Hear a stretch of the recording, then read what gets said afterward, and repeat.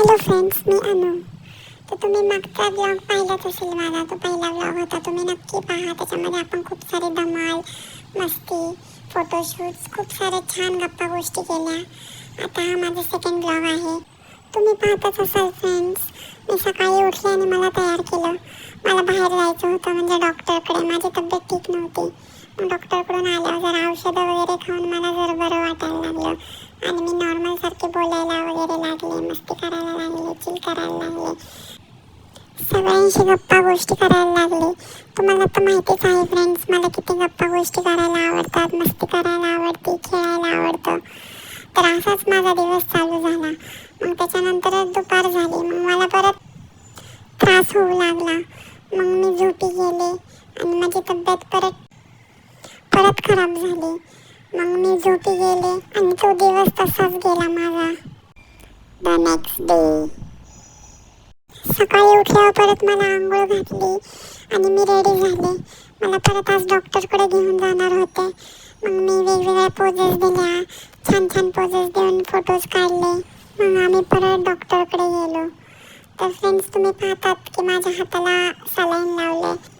खूप दुखलं फ्रेंड्स ते माझं. नंतर मला ॲडमिट करायला सांगितलं.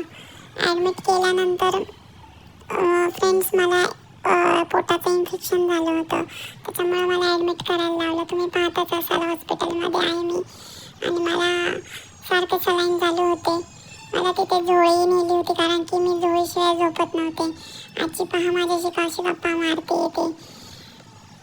खूप बोर झालं होतं मला हॉस्पिटलमध्ये. मग असेच गप्पा वगैरे मारायचे मध्ये मध्ये, जरा थोडं रिलॅक्स वाटायचं. मग सगळ्यांशी गप्पा वगैरे, सगळे फॅमिली फ्रेंड्स सगळे छान गप्पा मारायचे. डॉक्टर अंकल गप्पा मारायचे. मग मी थोडी रिलॅक्स झाले होते त्यामुळे. मग सगळ्यांबरोबर असंच गप्पा गोष्टी करत करत माझे असेच 2-3 दिवस निघून गेले. ॲक्च्युली मला 7 दिवस ॲडमिट करायला लावलं होतं, पण माझं सारखं सलाईन आउट व्हायचं. तुम्ही पाहतच असाल बघा, मला जोळीत कसं बांधलं आहे मम्मानी. मी सारखे हात हलवत होते. मामा पण मला बघा कसा फिरवते. थोडासा तेवढंच मला टाईमपास. माझं 2-3 वेळा दिवसातून सलाईन आउट जायचं, कारण की मी खूप हलायची, खूप मस्ती करायची. सलाईन चालू असताना सुद्धा मी मस्ती करायची.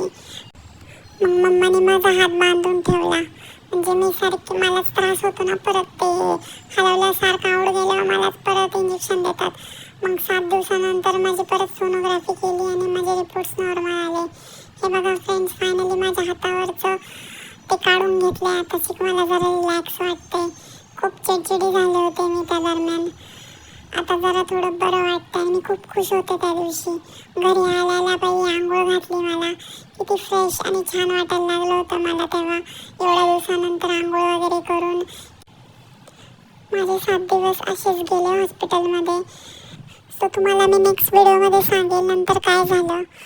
So friends, please like, share and subscribe. Stay tune. Bye.